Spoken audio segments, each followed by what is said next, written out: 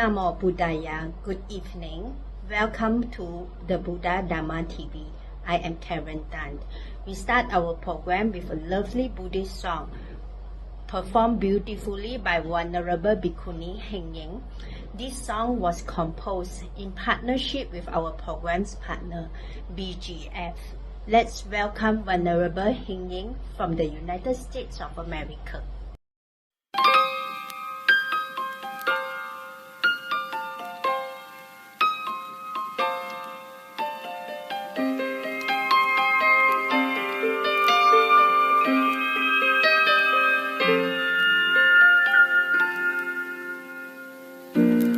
Heaven's image shining clear,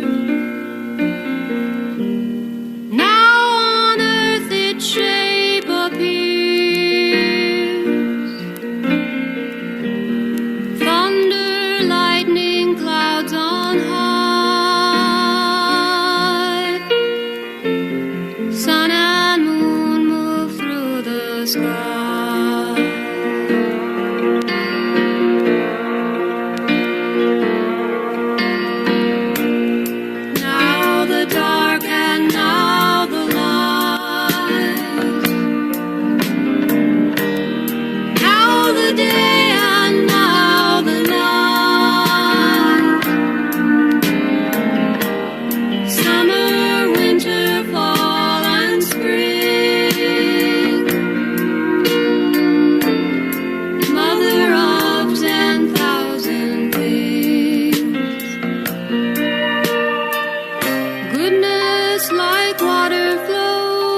Places people will not go, close in its nature, so they say.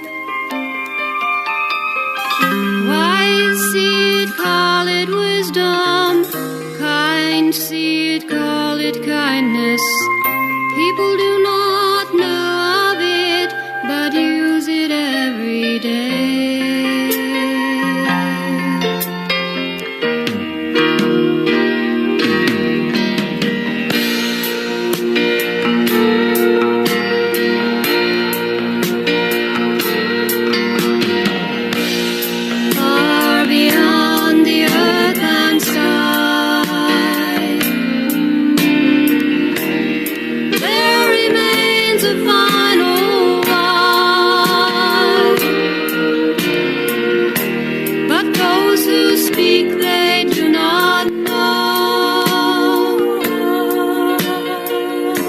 It's yours in silence to behold.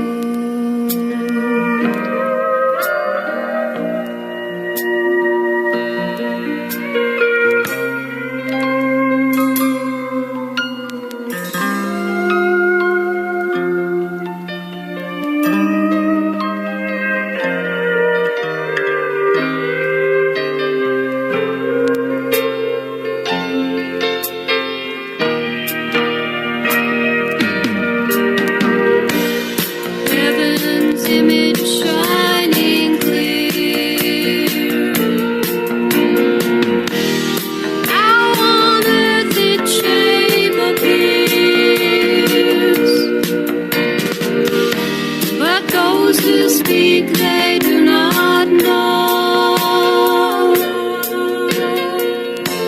It's yours in silence to behold. It's yours in silence to behold.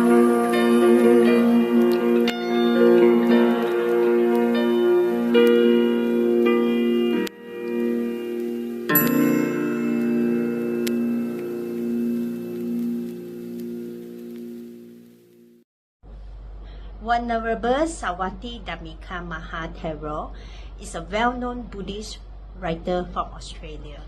He has shared a series of short talks to inspire us with his journey to becoming a respected and accomplished Buddhist monk in the Buddhist community. This is part 10 of his inspirational talks. Anyway, so this went on for some time and we made our way to the very south of Sri Lanka, and then we went along Hambantota, all those places, And then we got to the area where there's a huge national park, a big national park, Yala National Park. It's the biggest national park in the country, and it goes right to the coast. So we decided, that's going to be a little bit more difficult to walk along here because there are no villages or towns or anything. Anyway, we set off, and almost immediately we realized that we had a problem because there were so many small rivers running from the forest into the sea. So some of them were quite deep. So we had a choice either to swim across them, or sometimes we could walk across them. But more often we thought it best to walk up the bank of the river when it got smaller, cross over and then come back down again. So we did this. Anyway, on one particular occasion we came across some fishermen on the beach. We talked to them and we continued on, and after we'd passed them some time we came to a wide and appeared to be quite shallow river. So we hitched up our robes and we started to cross the river, and the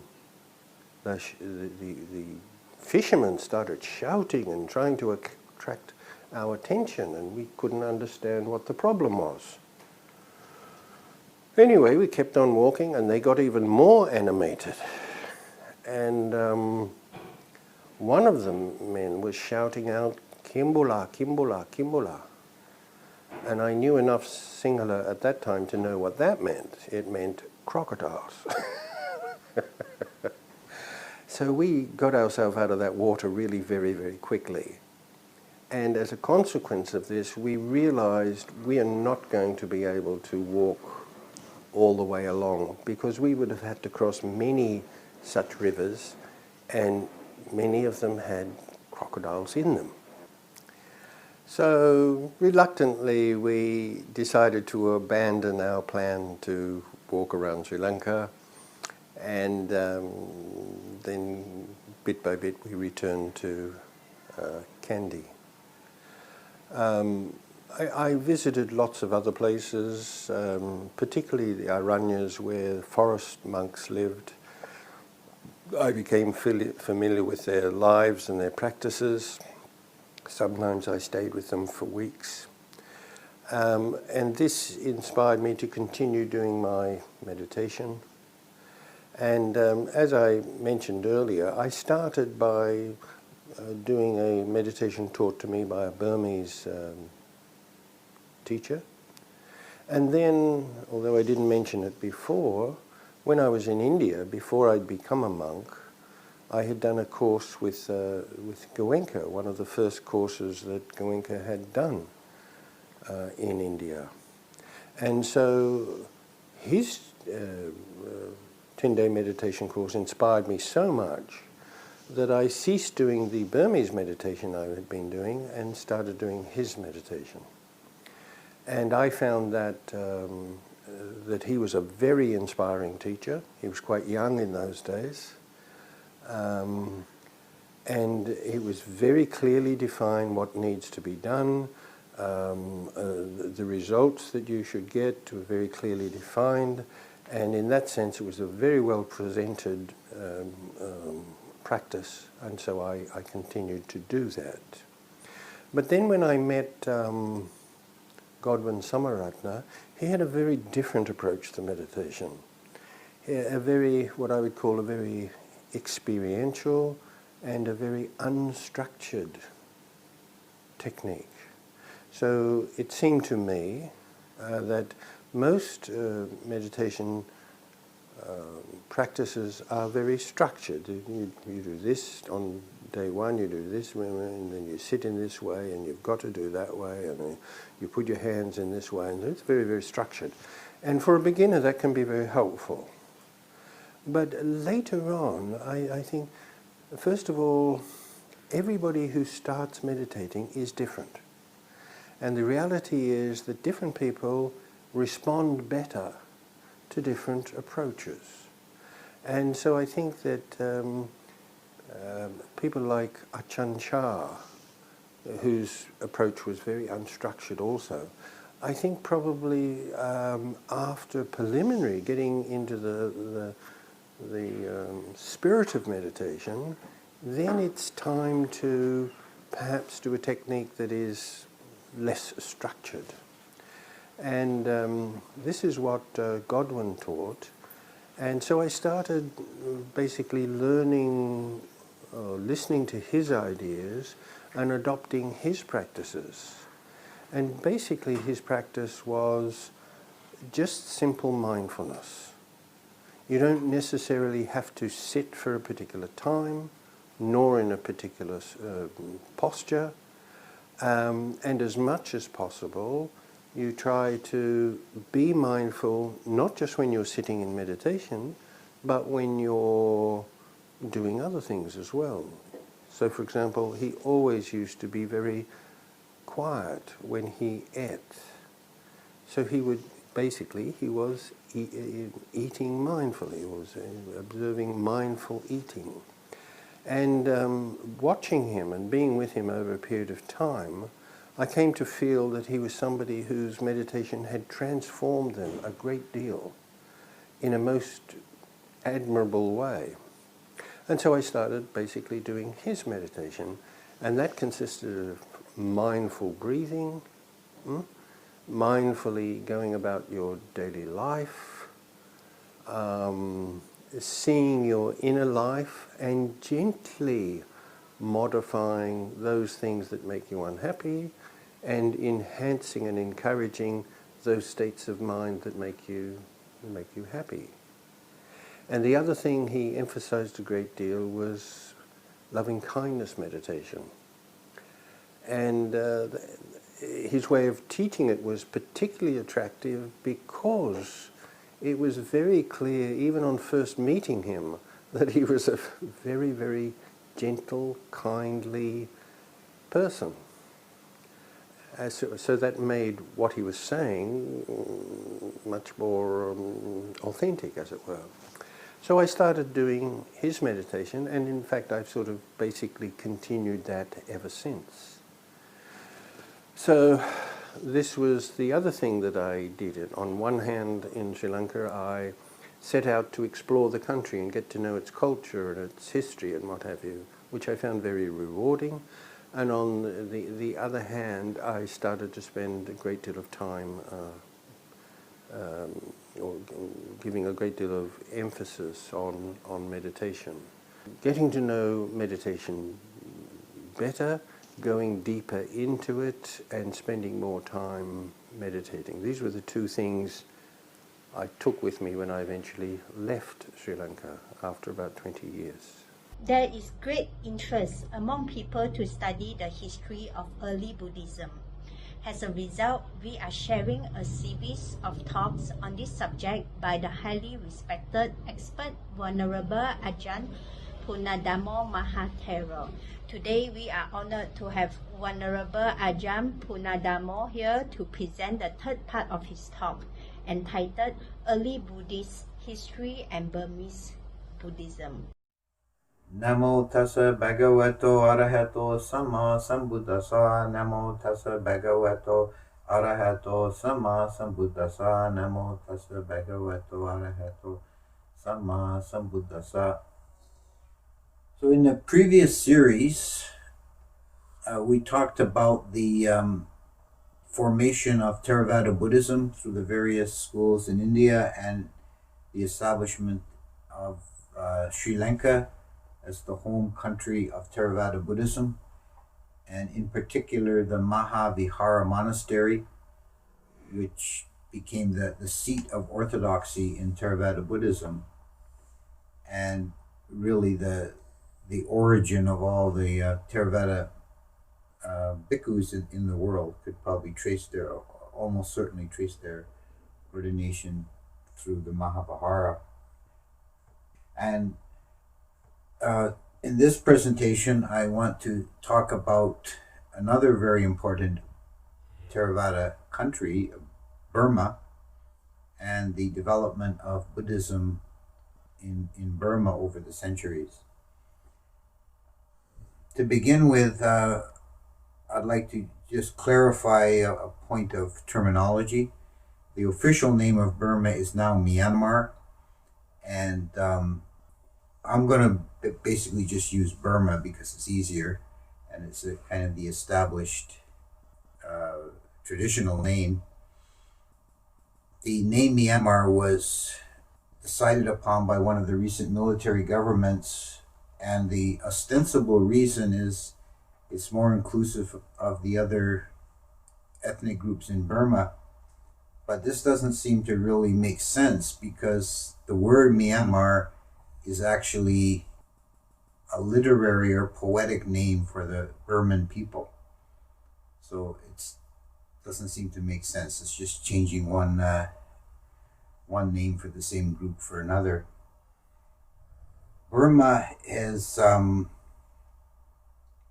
not a unified country ethnically. It's quite diverse. There are different groups there.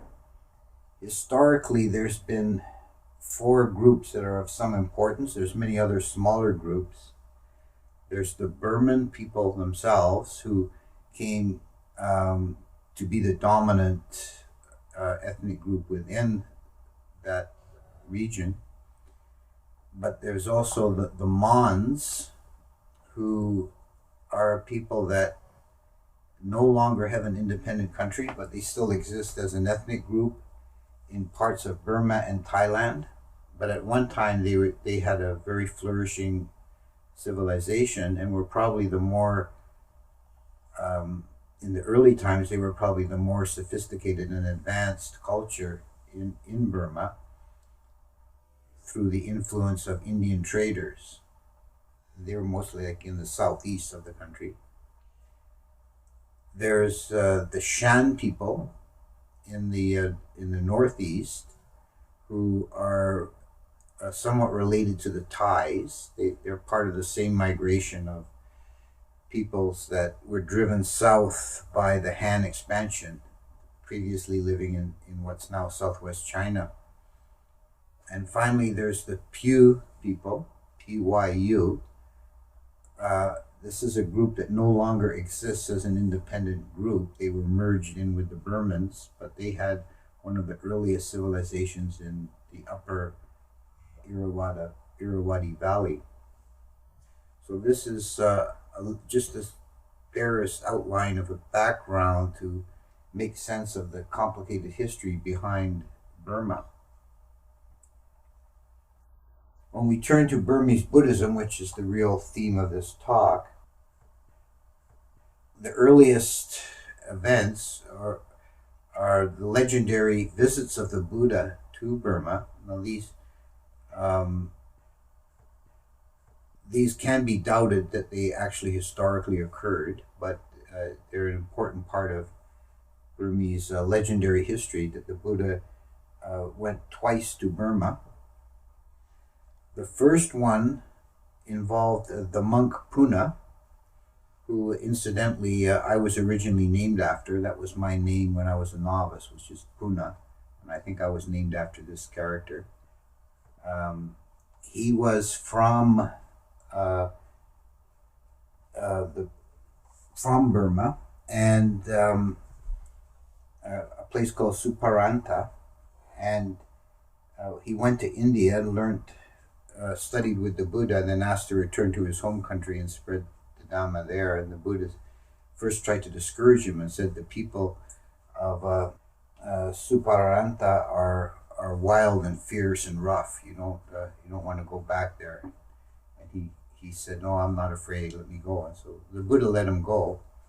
And then after some time, he sent a message to the Buddha talking about how he was having some success, and the Buddha decided to visit him, and he went in like a magical caravan that Saka, the king of the gods, created 500 magical palanquins that the Buddha and 499 Arahant bhikkhus flew through the air to Suparanta.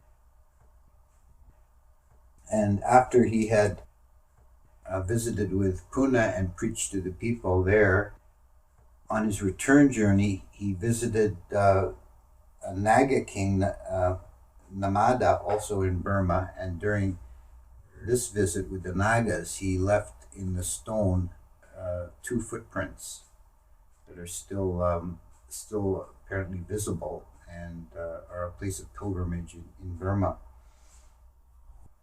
The second visit was to the king Chandra Surya, the king of Danawanti in Arakan, that had established a wish to go to India to visit the Buddha, and the Buddha, with his psychic power, knew that the king wanted to travel to India, but he said that the journey would be rough and dangerous, and I'll save him the trouble. And he went to, again by magical means, he went to Burma to visit this king, and after staying a while, when he was ready to leave, the king begged him to leave a relic for them to worship. So they wanted an image. So Saka, the king of the gods, again assisted in this and made an image of the Buddha by magical means. And the Buddha breathed on it. It is said to then have transformed to look exactly like the living Buddha, so you couldn't tell the two apart.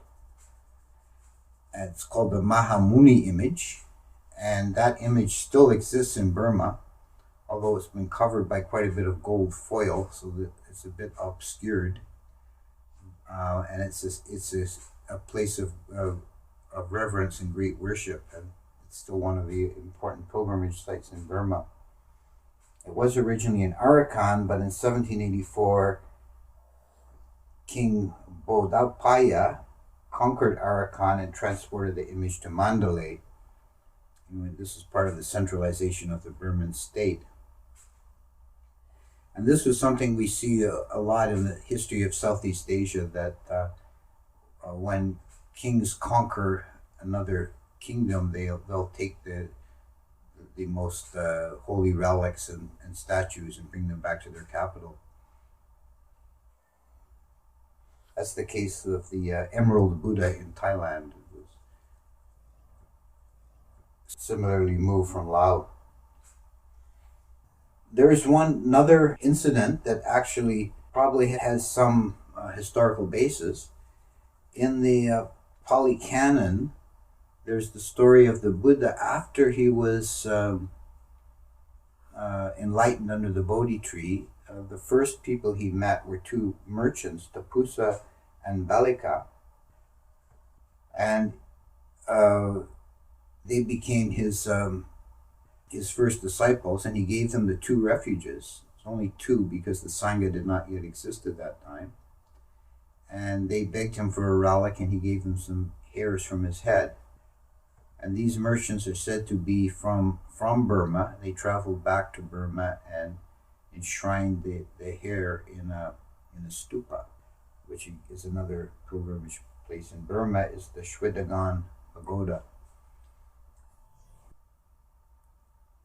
The first real historical entry of the establishment of Theravada Buddhism in Burma was with Asoka's missions. King Asoka sent, after the Third Council, he sent missions to many other countries to spread the Dhamma.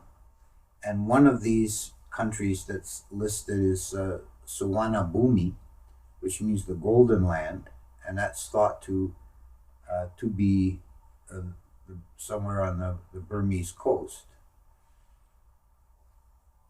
It was probably to Indian colonies in the area that they first went. There was an establishment of Indian traders and colonists on the coast of Burma in those days. So they were already culturally part of the Indian sphere. So that they were probably the first recipients of the Asoka's missions. But it's said that the missions also converted one of the local kings, and this began the establishment of Buddhism in Burma.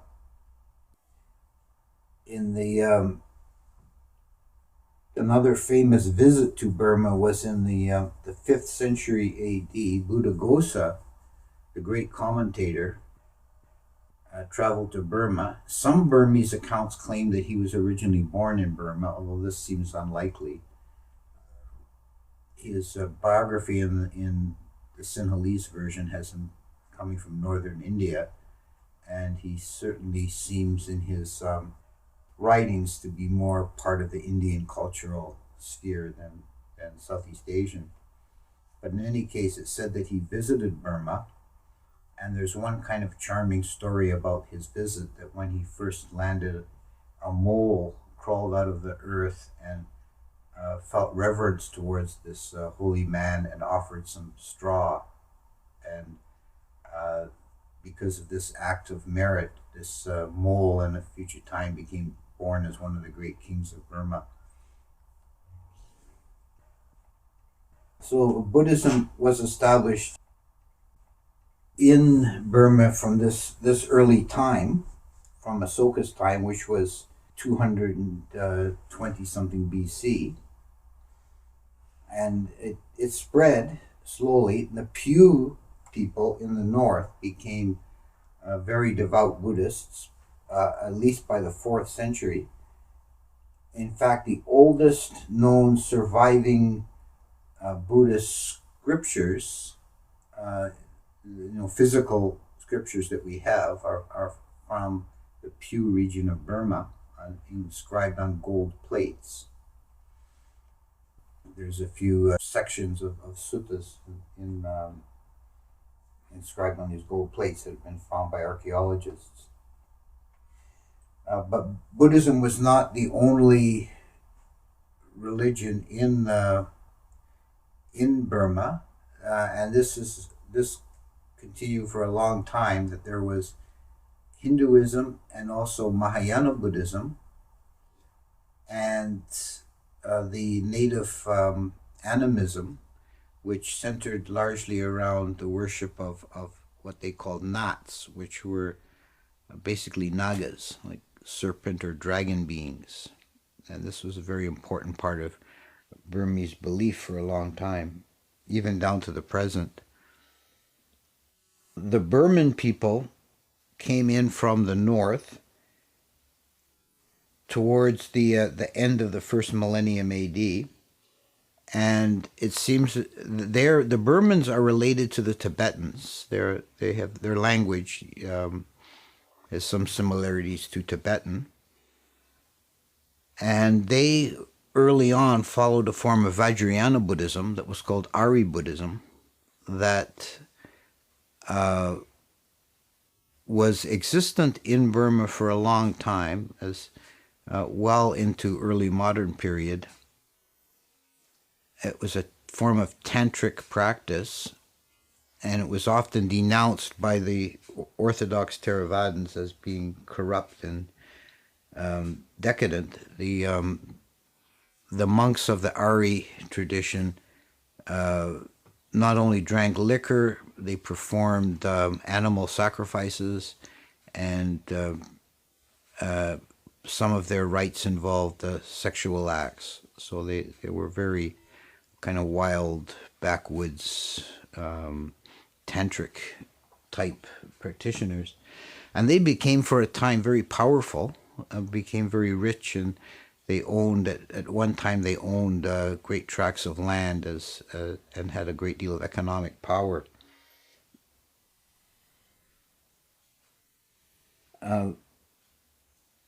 In the 11th century, there was a great Burmese king, Anarata, who established the first unification of most of what's now Burma by conquering the Mon territories. And the Burmans at that time were at a lower level of civilization. They were more kind of barbarian, and the Mons had a more sophisticated civilization. So as often happens in history, when a barbarian kind of people conquer a more civilized one, they adopt the culture of their conquered people. And the Mon culture influenced the Burmans after that. So the Burmans began to adopt Theravada Buddhism. And one very important figure in this process was a monk called Shin Arahan. Shin is a title. It's like a venerable one, or Bante. Shin Arahan, who became a close confidant of he lived a very long time. He died quite old, and he was a confidant of 3 successive Burman kings, and promoted the conversion of the country to Theravada Buddhism.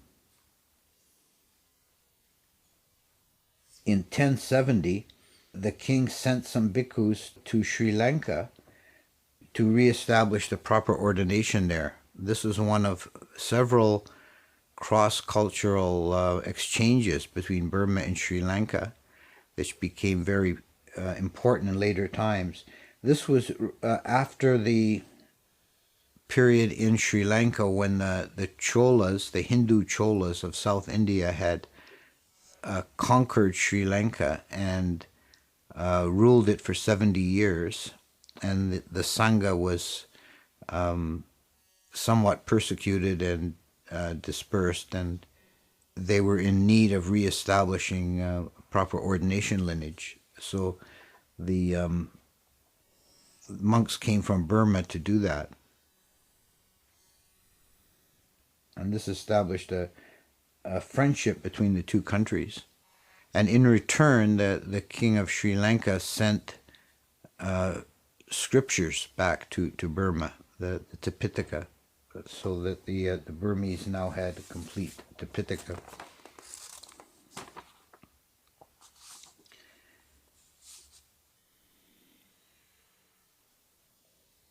And part of this interchange with Sri Lanka involved the repeated several times through Burmese history a reform of the Sangha. The Burmese had sent monks to help the Sri Lankans, and sometime later the Sri Lankans returned the favor when one of the kings of Burma, Uttarawidya, decided that the Sangha had gotten corrupt and they needed to reinvigorate it. So he asked for monks to come from Sri Lanka and start a new ordination lineage and to reform the Vinaya. And this caused the first schism because some of the monks didn't want to follow the new lineage, and they stayed with the old lineage of Shin Arahan. It was a more native Burmese lineage, so that the two coexisted for some time until the older lineage died out.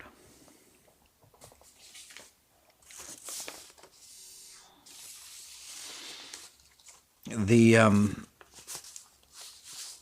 civilization of Burma now in from 1100 roughly to the late 1200s was centered in the city of Pagan in the north, and this city is known for even today for as a tourist destination to see all the multitude of stupas that have been built there.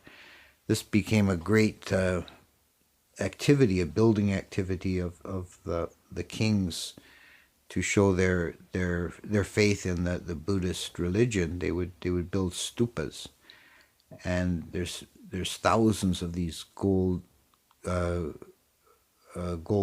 stupas all around Pagan.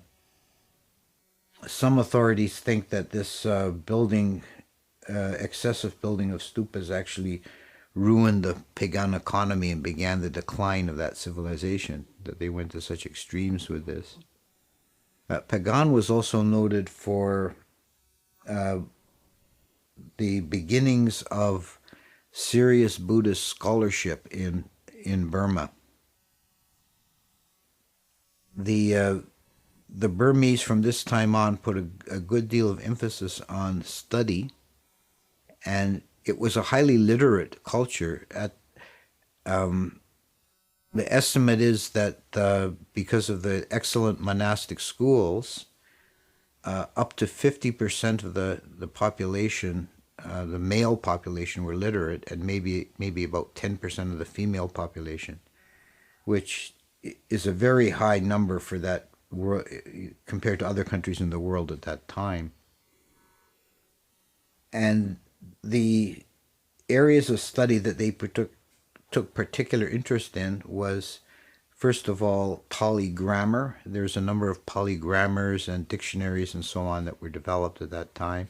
And then a little bit later, they began to get into Abhidhamma studies, which became a very great specialty of Burma, the study and promulgation of Abhidhamma.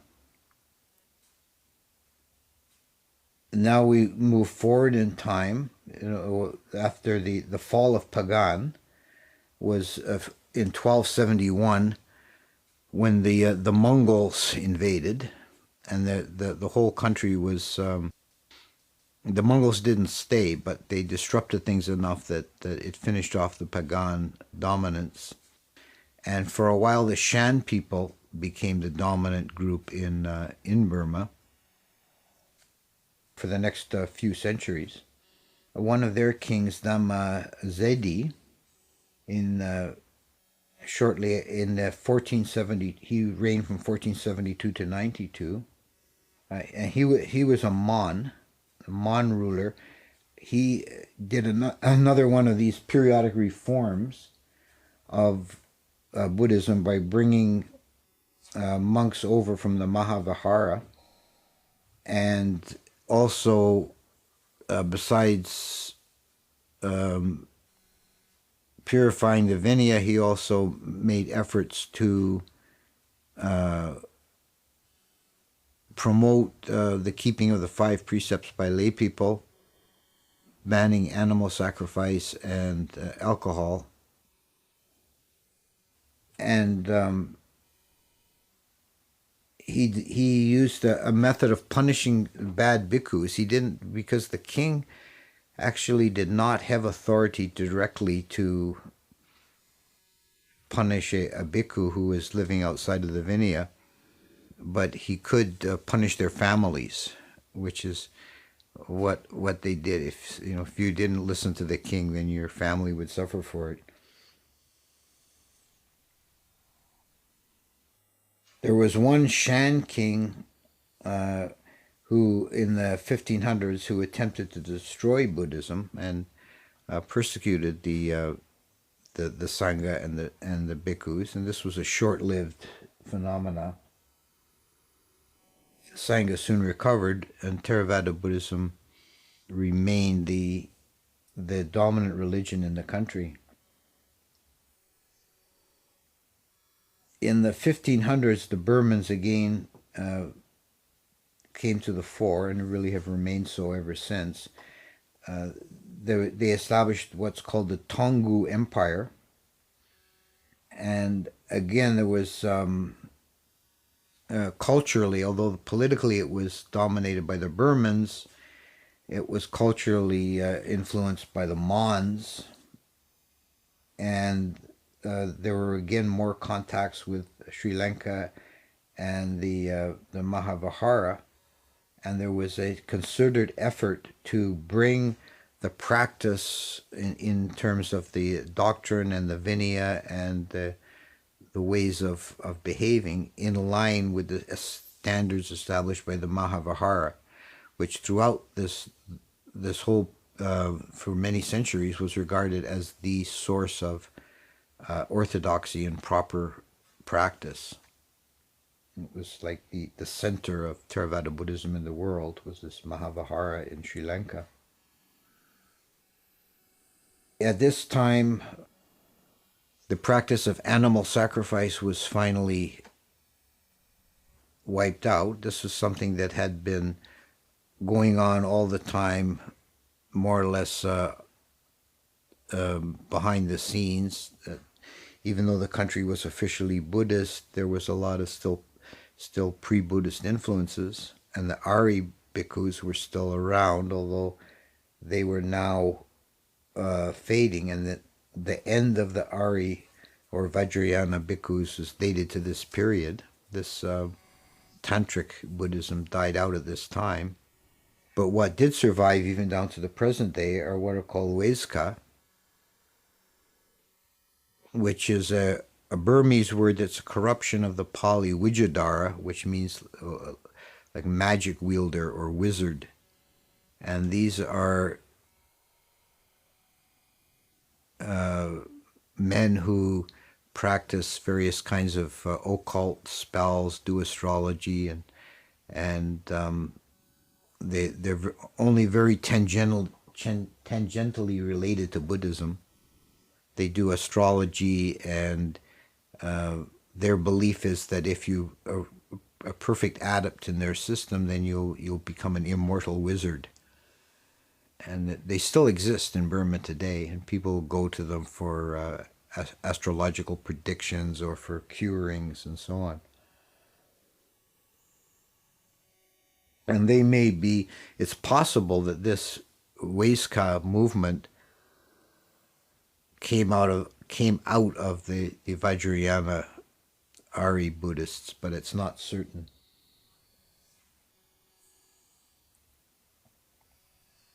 Under King Sane in the late 1600s to early 1700s, a controversy started that was to last 100 years.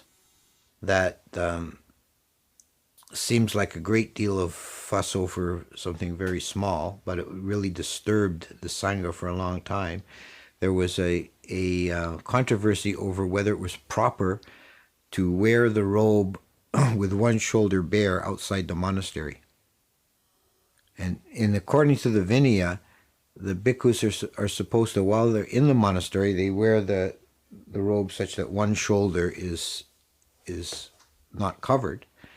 And when they go on alms round or they go into the village for any reason, they're supposed to fold the robes a different way and cover both shoulders. But was a group of monks who said, no, that's wrong.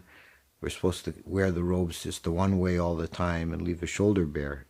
And this became like a huge controversy and caused conflict and even some violence between the two groups of monks. And the kings at that time still had a lot of influence and say over Sangha affairs. And some kings favored the one-shoulder monks and some favored the two-shoulder monks, and it went back and forth. And it reminds me somewhat of, if anyone's read Jonathan Swift and the Lilliputians and the dispute between the big enders and the little enders. It's almost the same sort of thing. But this went on for like 100 years. But this wasn't the only thing that was happening at the time.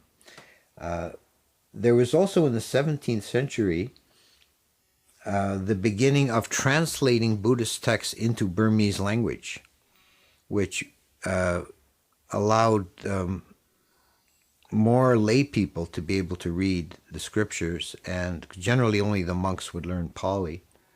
So we now have translations, particularly of Abhidhamma again. The Burmese always seem to be fascinated by Abhidhamma. And translations of Abhidhamma and Abhidhamma treatises and commentaries were translated into Burmese language for the first time.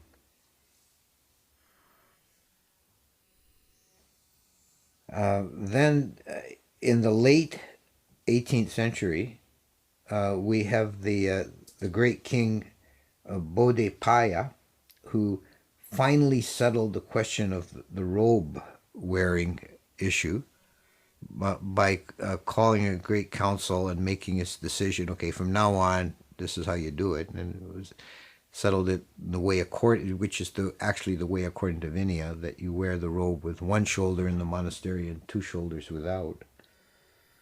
And as part, and though this was the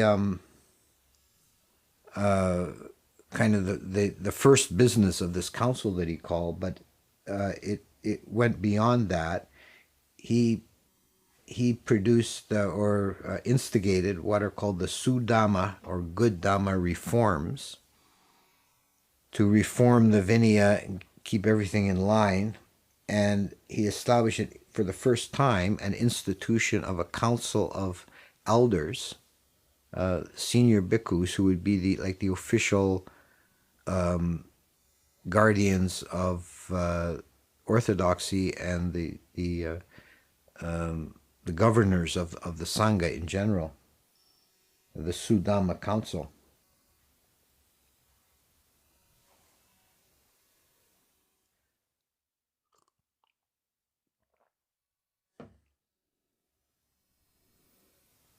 Then in the early 1800s, again in a relationship with Sri Lanka, they sent bhikkhus to Sri Lanka to reestablish the order there, which had diminished after a long period of political turmoil in Sri Lanka.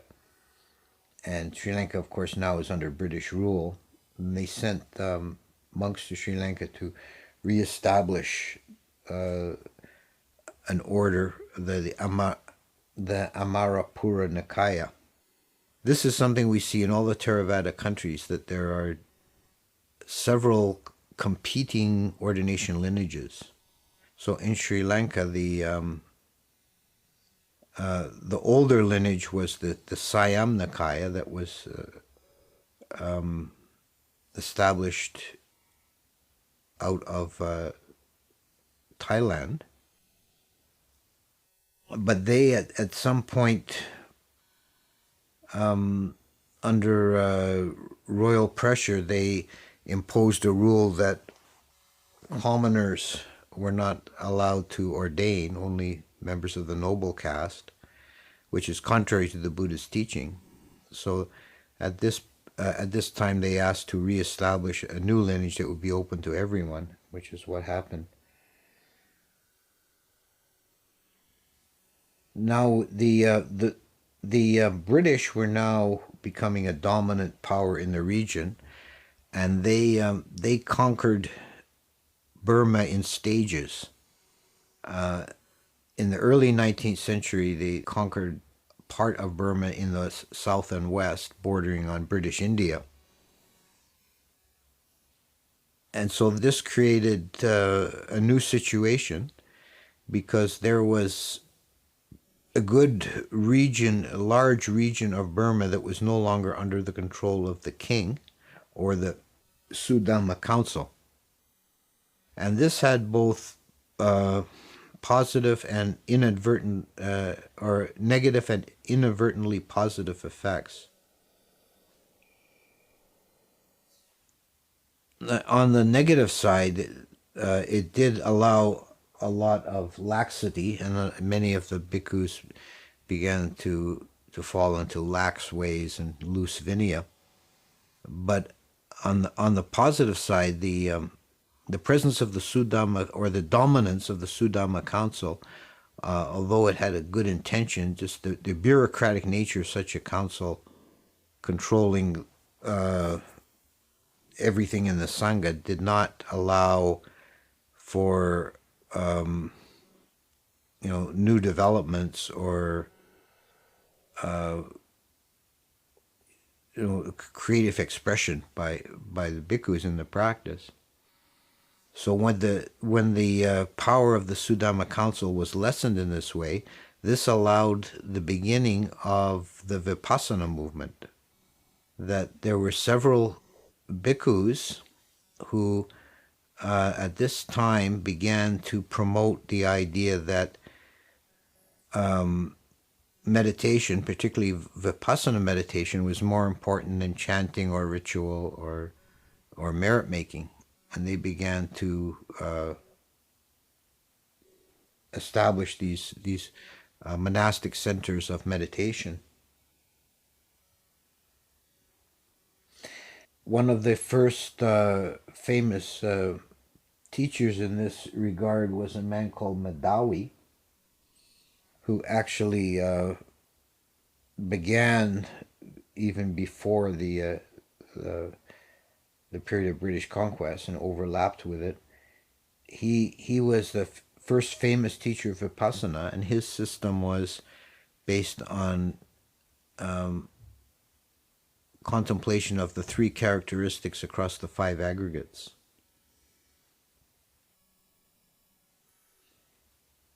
Now we had with the British ruling part of India, the remainder of Burma was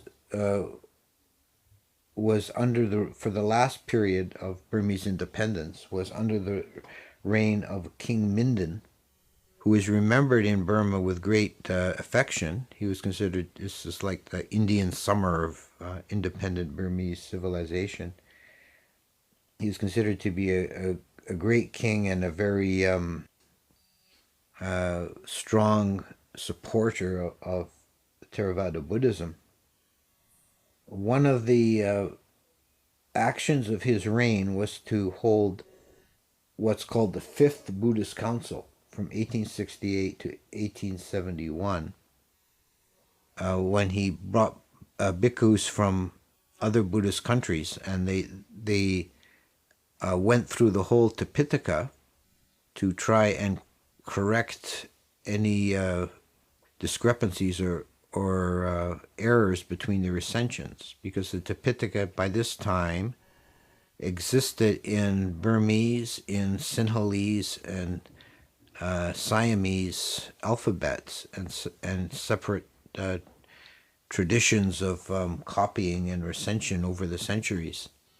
So it was an attempt to reconcile any small discrepancies and establish an authoritative text. He also supported the Vipassana movement, and in this time the monk Ledi Sayadaw began his career, and he's a very important figure in the Vipassana movement. He's written numerous books. Several of his books are translated into English, and they're very technical and very heavily oriented towards Abhidhamma interpretation of mind states that are experienced in Vipassana. So we see this in Burmese Buddhism has this particular characteristic that began really in Pagan with the emphasis on Abhidhamma studies, and then in the later period with Vipassana, these two aspects go together very well, Vipassana and Abhidhamma. One is the theory and one is the practice of examining mind states in detail. That brings us pretty close to modern times, and of course the Vipassana movement in Burma continued to develop, and we have great teachers like U Ba Khin, Mahasi Sayadaw, and Goenka, who all came out of the Burmese tradition and all have some influence of Ledi Sayadaw in their lineage. He was like the great grandfather of all these traditions. And these Burmese Vipassana traditions have now spread around the world and have had influence in other Buddhist countries. Mahasi Sayadaw and Goenka particularly have been practiced in Thailand and in Sri Lanka, and also in the West. We have a lot of meditation centers that have been established in the West that are based on either Mahasi Sayadaw method or on Goenka's method. And these are all have their roots in Burma. And you can trace them back to Ledi Sayadaw. So that's a brief capitulation of Burmese Buddhism and its trials and tribulations, its connections with and interface with Sri Lanka, and its emphasis on Abhidhamma and Vipassana.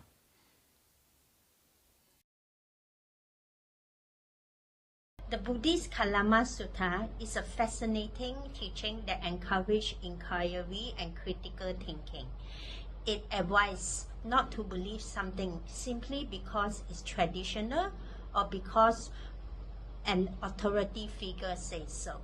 Instead, it urges individuals to rely on their own experience, reasoning, and discernment to determine what is true and beneficial. Here is Dr. Bande Punaji, an expert in Buddhist philosophy, to discuss the Kalama Sutta. This is the first time I came here, but I have been speaking earlier at the other place, and so I'm very happy to see the new place. Looks good. And today the topic that we are going to speak about is a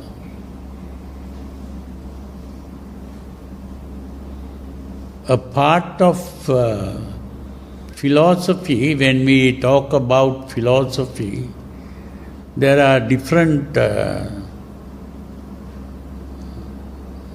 topics under which we talk about philosophy, especially when we study Western philosophy.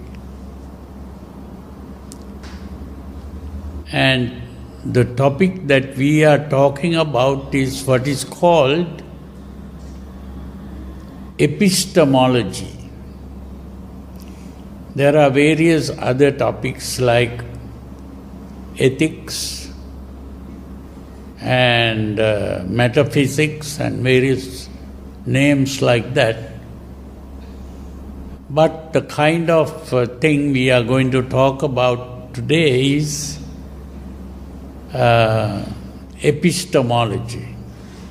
Epistemology is the subject that deals with the question, what is truth? So, different philosophers in the West have been talking about truth. What is truth?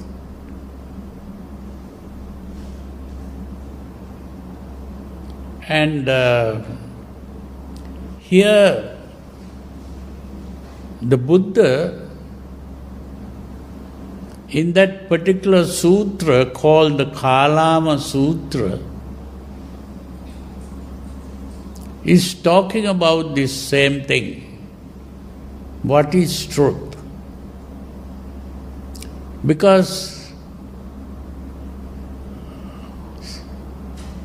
at that time, some people called the Kalamas. That word Kalama refers to a group of people. And these people came and asked a question. There are many speakers who come to our city or town or village or whatever it is and talk about their beliefs, what they consider to be truth. And in talking about truth, they always point out that what they say is the truth. And everything that other people say is not truth. So their own version of truth they speak about and condemn the version of other people's truth. So these people ask the Buddha, how do we face this problem? Because different people come and talk about different things and claim that to be the truth. Whom are we going to believe? Whom are we going to accept? So please tell us what to do. That is what people asked. So the Buddha says,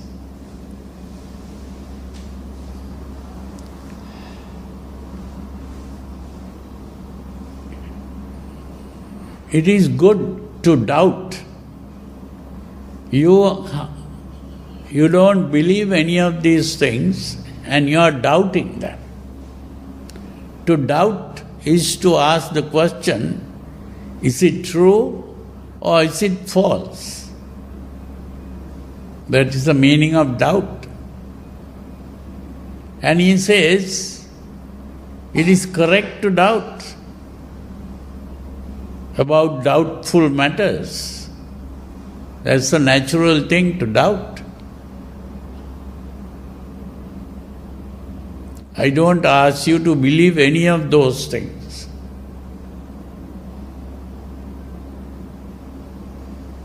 Now today, if we examine the modern philosophy, especially the philosophy that is presented in the West, they point out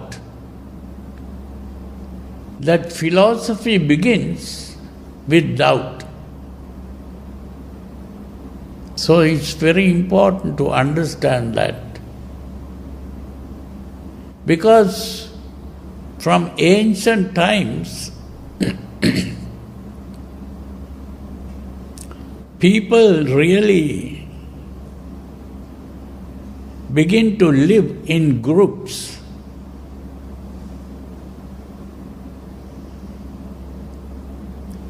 All animals begin to live in groups.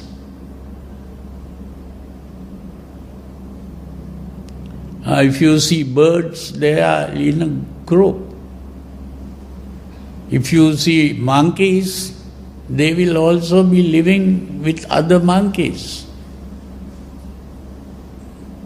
Even cattle, they begin to live with other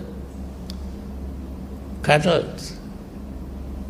So you see this tendency to live in groups is there even for the human beings.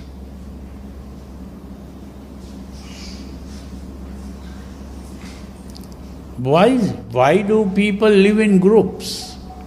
Why do animals live in groups? Because every animal feels insecure. Every animal feels insecure. To be alone means that some other animal might come and eat this animal. So one animal becomes the food of the other animals. That is the world.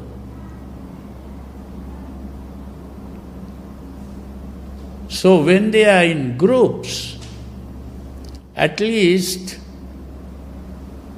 they can run to the group and get help from the others. So when they are in a group, it is difficult to catch one animal, but then somehow they do catch one of these animals, like a lion or a tiger might come and jump into a group and get hold of one animal, and that becomes the food. It's not only lions and tigers, but even other animals who are called carnivorous animals, they are all living by eating other animals.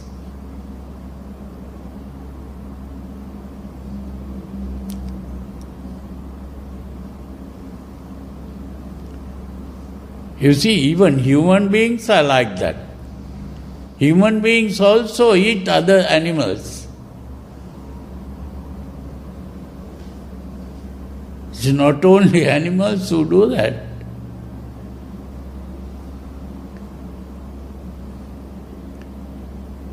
So this is the insecurity of life. We don't know when we'll be caught.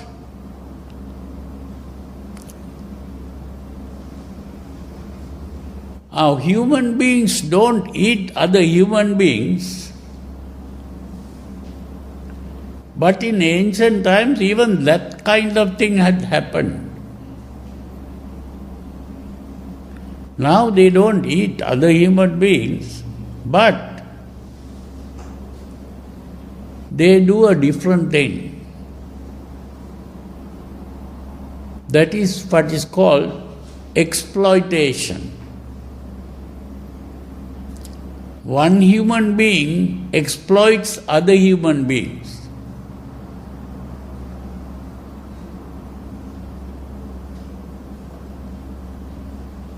And there are different ways of exploiting even human beings. Even when you go to do a job, it's very important to see that you are being exploited. Other people may be paying you for doing the job.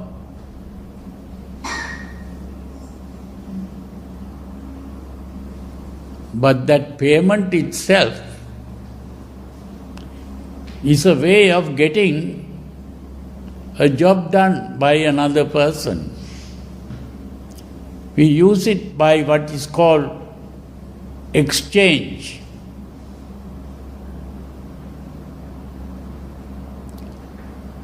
You do a job for me and I give you something for that. That's an exchange. But even in that exchange, I will be exchanging in such a way that I gain from that, and you may be losing to some extent. You see,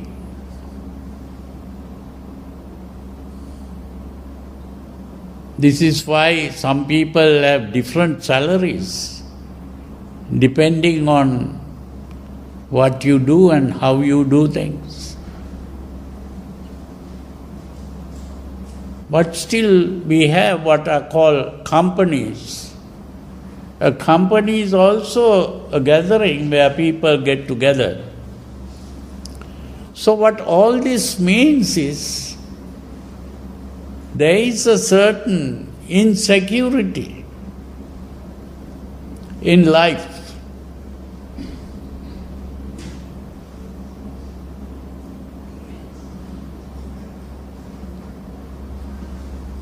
This insecurity is the biggest problem. Every person who is born insecure.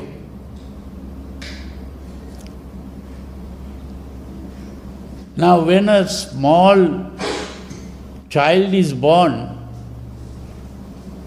what is the first thing that the child does? The first thing, most of you who are mothers or fathers know what the small infant does. The moment that infant is born, the first thing that they do is to cry. Why is that? Crying is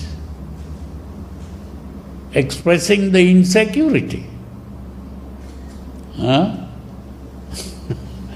We start with that. Because inside the mother's womb, that infant was quite comfortable. The moment that infant comes out, it is very cold outside. Because inside was warm. It's not only cold, people begin to touch this child. And touching is also an uncomfortable thing. And then when you open your eyes, light comes up. This was not there inside the mother's womb. And that is also a very uncomfortable thing.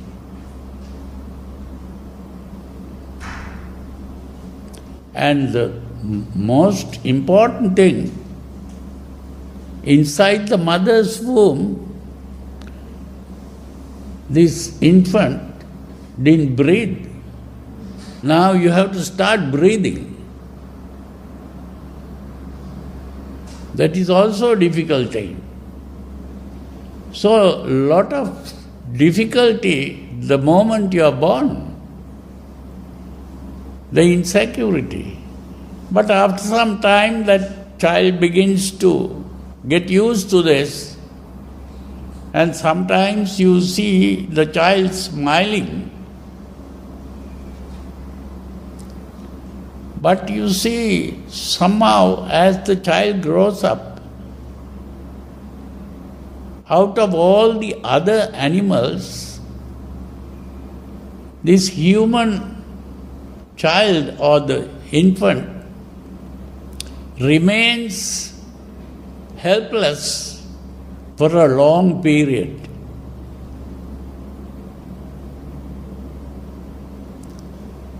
Helpless, insecure. And whenever there is any problem, what does that child do? Cry, nothing else. And when the child begins to cry, the mother or the father or any older person might come and help the child. So that is how that child becomes secure. But depending on others, the older people, and if the mother or father didn't look after that infant, the infant would die.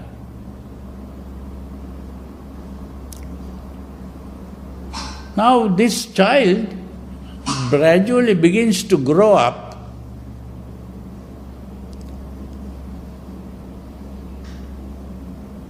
and gradually this helplessness becomes a little less. But still, when it comes to, say, the age of 16, 17, 18, what happens? When the child has grown up, whenever some difficulty comes up, what does the child do? Can the child now cry and get help from the parents? Now this adult begins to realize that the father and mother are as helpless as himself or herself. Now where can they run?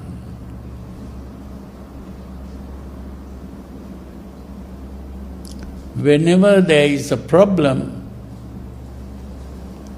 where can they run?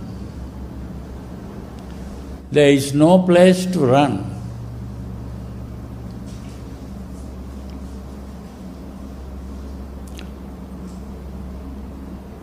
Because these people have been living in a group, that group, every group has provided a method of helping an individual. What is that? That is what is called religion. That religion has provided a powerful person. Who is that powerful person?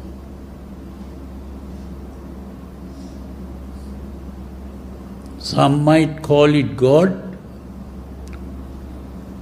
others might call it Allah, or another person might call Devas. Whatever the name is, they are meaning the same thing. It is some kind of supernatural being with supernatural powers. Where the natural power has disappeared, now they are going after supernatural powers. They have never seen this God, but they believe that there is a God like that.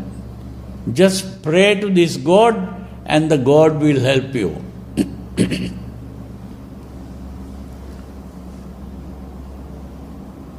Even if a person asks, have you seen this God?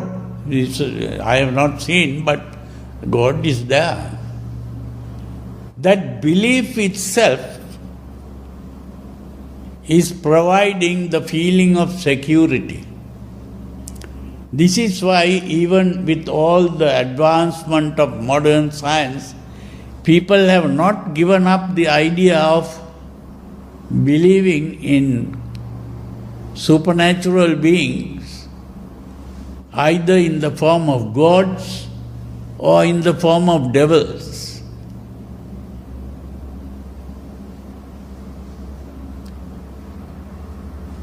That belief is necessary just to get that feeling of security. That is why they don't want to give up that.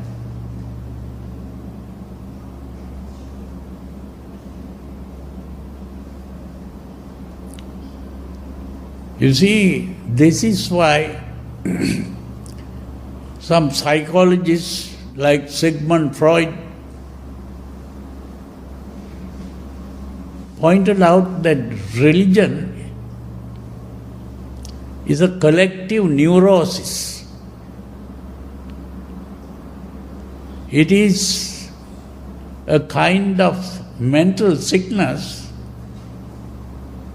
which is shared by that whole culture. That is why it is a collective neurosis.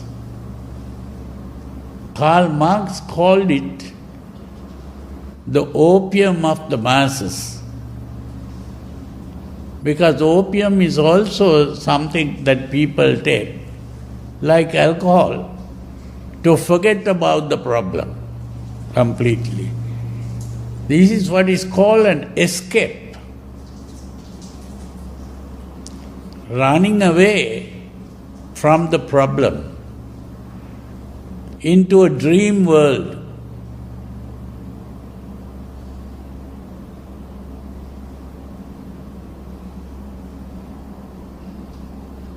This is why Prince Siddhartha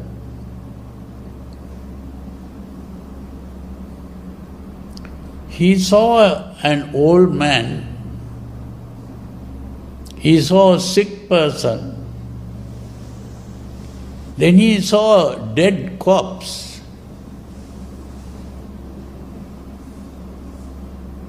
That is how he saw the realities of life. The reality of life is that people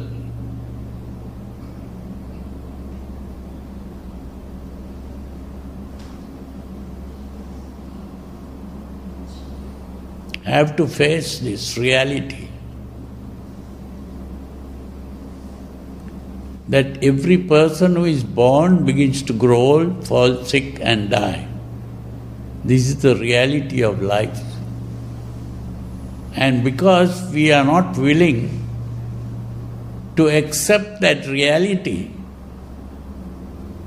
we begin to cry and lament about this. Now the important thing is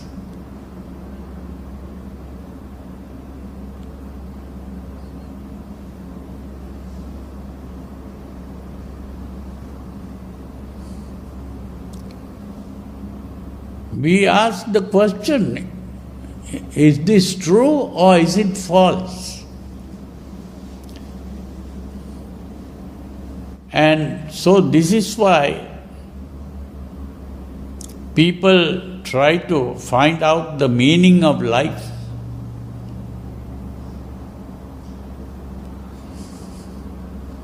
He was reading a book by also supposed to be a psychologist.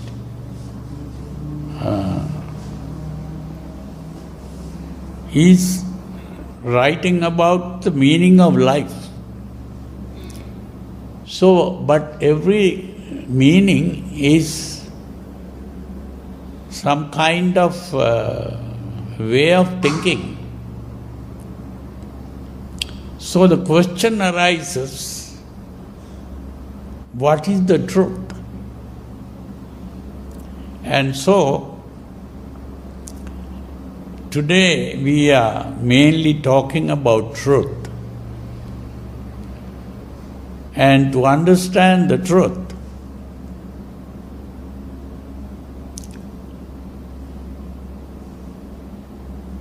the first thing that happened in the history of philosophy is to make use of the human ability to think.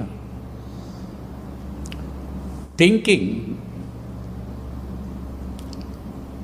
and using our ability, which is called reasoning.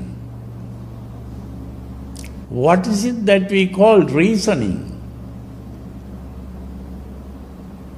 We are asking the question, what is the reason for this? That is what is called reasoning. What do you mean by reason? Reason means we are asking for the cause. So people begin to ask, if there is a belief that there is a God to protect us, we can ask, what is the reason for this? What is the reason for believing in God? So this questioning is called reasoning. So the first way to solve this problem, people began to use reason. And so that is what philosophers call rationalism. Rationalism means the use of reason. But the problem is, it is okay to use reason, but using reasoning, different people come to different opinions. The same kind of reasoning you use and you come to a different conclusion. So different people come with different conclusions using reason. So they couldn't come to an agreement. So what happened? These people who began to think began to realize that we cannot arrive at truth by reasoning.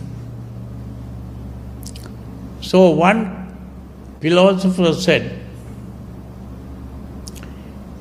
we cannot arrive at truth by reasoning.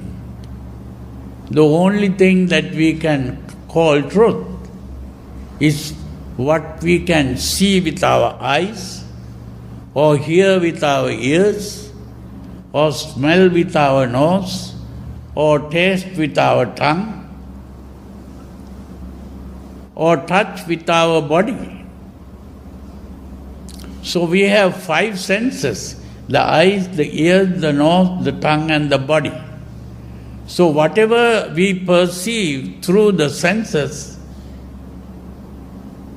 only that is what we can call truth. This is how this thing called science began.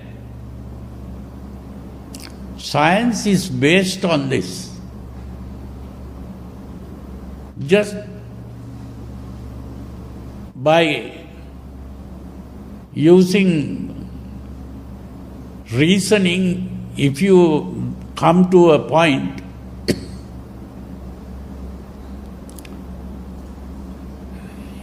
the scientist doesn't accept it. It has to be verified through experimental observation. So experimental observation is using the eyes or ears or nose or tongue and the body to touch. Unfortunately, one scientist comes up with something like Isaac Newton. He saw that when you throw a ball up, it comes down. Why does it come down? He thought it was due to a force called gravity. There was a force called gravity that attracts things. That's why you can't throw it up and it won't go up. So they thought the best thing is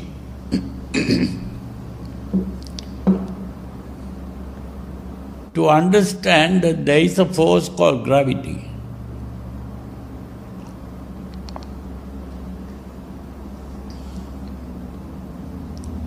Now that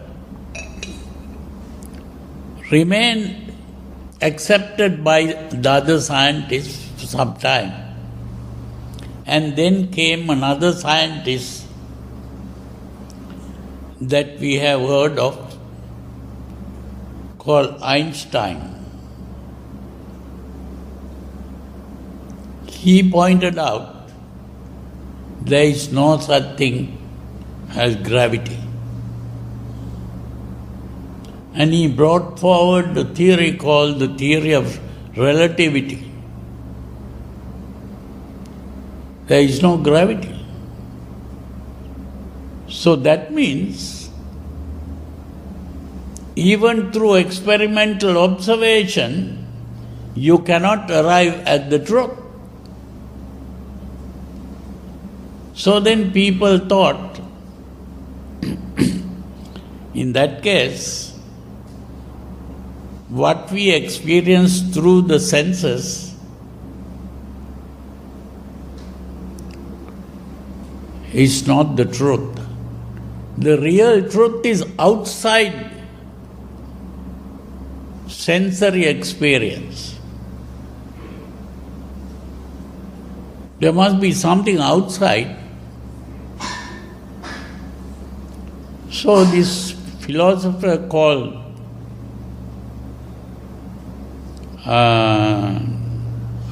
Immanuel Kant, he's the man who said,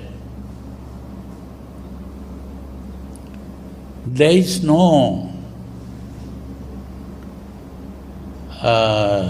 what we perceive through the senses is not the truth. The real truth is outside the sensory observation. We are not able to see the truth or hear the truth or smell the truth or taste the truth, but it is there outside. Because there must be something there for us to see. So he spoke of two things, what he called the phenomenon and the noumenon. What is outside that cannot be seen is the noumenon. What we see is the phenomenon.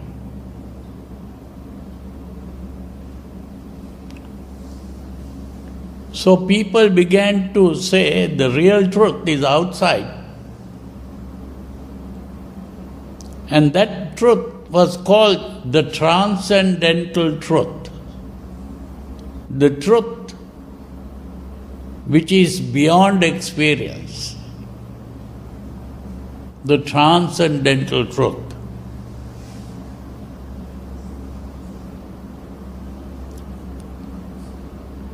So there were other philosophers who thought about this, like you may have heard of Bertrand Russell. This person said, we cannot accept that. Why? Because if you talk about a transcendental truth, you may have not seen that, but still that is an idea in the mind. It is still inside you. What is outside the experience you cannot know. So if you talk about something outside the experience, still it is an idea in your mind. So we cannot get out of this.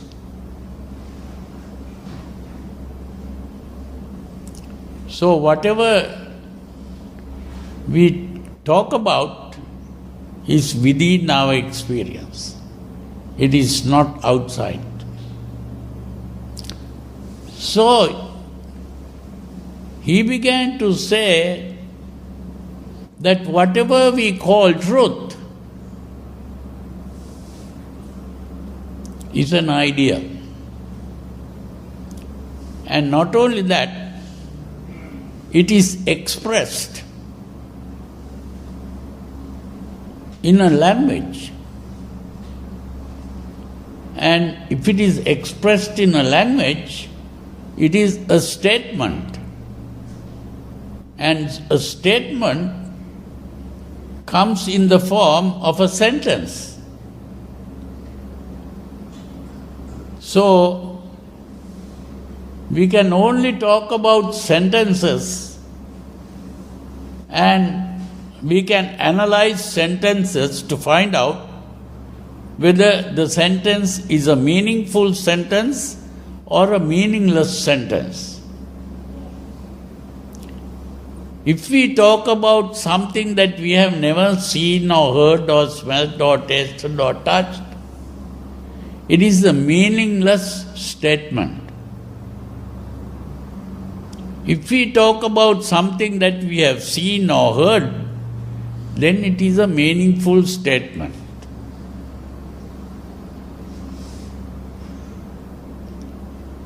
So we cannot talk about truth and falsehood. We can only talk about meaningful statements and meaningless statements.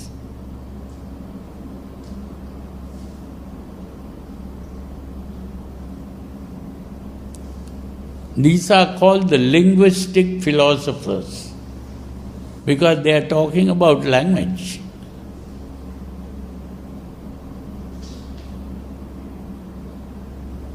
Another school of thought came up and said,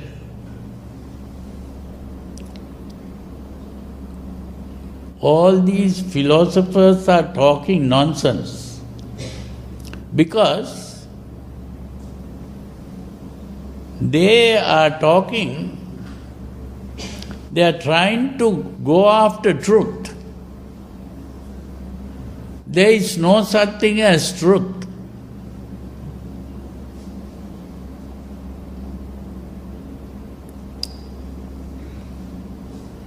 And the purpose of human thinking is not to discover truth. The purpose of human thinking is to solve problems. So if a person can provide a solution to a problem, it can be verified. And if we can solve the problem using that method, then it can be accepted as a true solution. And that solution can be called the truth.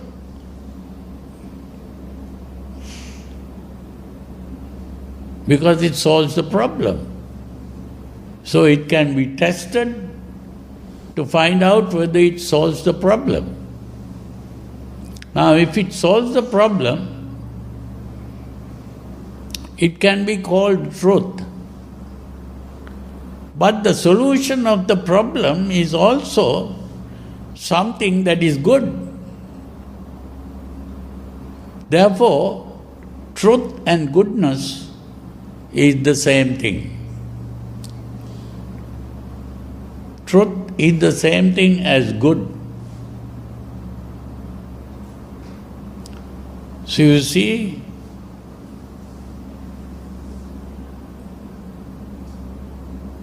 so the philosophers came to that point.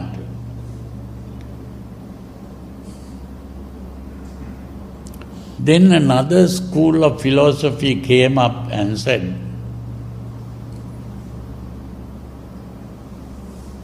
these philosophers are just trying to solve useless problems. There is only one basic problem that needs solution, which is the main problem in life. And that problem is that every human being is aware of one basic thing, that human being exists. Everyone thinks I exist. That existence is the basic human experience. But at the same time, every human being is aware that he is going to die. Every human being that is born will die. And death is not only for old people, even young children die. So death is the sure thing.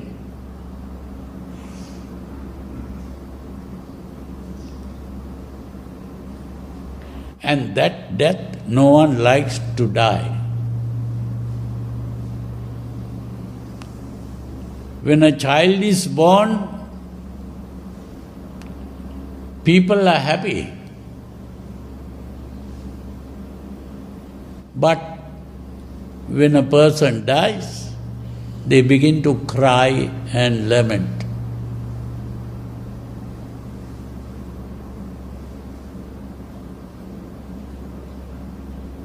So you see, they don't realize that birth and death are the two ends of the same stick, which we call life. Life begins with birth and ends with death. And in between, what you get is what is called aging. From the time you are born, you are approaching death. And that is the aging process. We have initiated the practice of presenting a brief sermon on each Dhammapada words over the course of 1 year. While there was a brief pause, we are now resuming it with renewed vigor. Professor Bande Sivali will continue to deliver a 30-minute talk weekly on each Dhammapada verse, starting from the beginning of the 5th chapter titled Fools. This talk will be available on both Buddha Dhamma TV and YouTube. We urge you to take full advantage of these valuable opportunities. Professor Bande Sivali will now reintroduce his introduction to the Dhammapada. Namo tassa bhagavato arahato samma sambuddhassa. The Dhammapada is one of the 31 books that comprise the Tripitaka that contain the whole teachings of the Buddha. This is a book that anyone can read and benefit irrespective of one's religious affiliations. It recommends a life of peace and non-violence, and it teaches to conquer anger by loving kindness, evil by good deeds, and falsehood by truth. The Dhammapada is also called the Book of Wisdom because it is full of golden sayings, and those sayings can be translated into action and thereby gain spiritual happiness and attain higher levels in the course of one's daily life. The Dhammapada was not preached by the Buddha in its present form.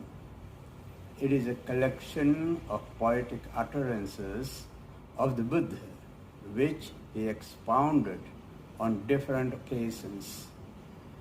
The first convocation that was held after the 3rd month of the passing away of the Buddha, and at the time those utterances were arranged as a classified work in its present form, naming it the Dhammapada.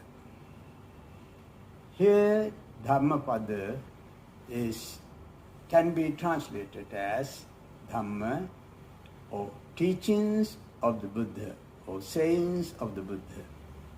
Pada should be understood as sections or parts. The Dhammapada consists of 423 melodious verses uttered by Buddha on about 300 different occasions. It presents one way of life to the Sangha, the members of the Holy Order, and another to the laity. Above all, it explains a unique path of enlightenment. Some verses of the Dhammapada deal with ethics of Buddhism, and it is a cogent answer to those who are not familiar with the fundamentals of the Buddha Dharma. The book is full of stories, and the relevant stories in brief are beautifully presented in order for the ordinary people to grasp the inner meaning of each verse. There are several instances that show in the Dhammapada that the Buddha has not preached only to intellectuals, but also to children in their own languages. There is not a single verse in the book of the Dhammapada that can be dismissed as unintelligible to any reader. One should not be satisfied merely reading these golden sayings. They should be read again and again, together with accompanying and relevant stories. The wisdom of the Buddha lies in the exposition of his profound teachings in plain and simple terms. The basic teachings of early Buddhism remain common to all schools of Buddhism. The Dhammapada is commonly used by all Buddhists of all Buddhist traditions as the handbook of Buddhism.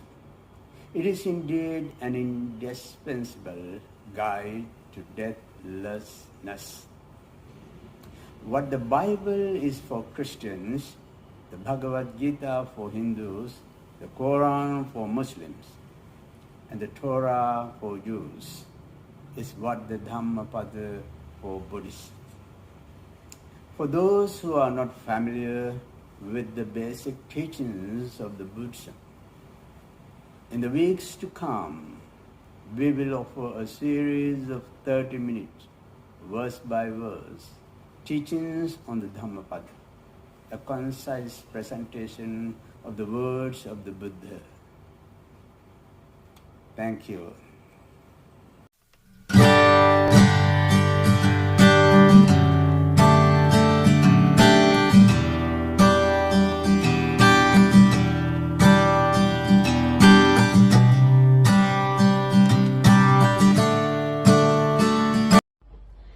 That concludes our program for today.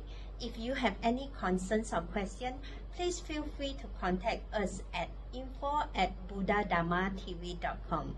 Thank you for tuning in, and I'm confident that many will gain from the programs on Buddha Dharma TV. See you tomorrow and good night. Namo Buddhaya.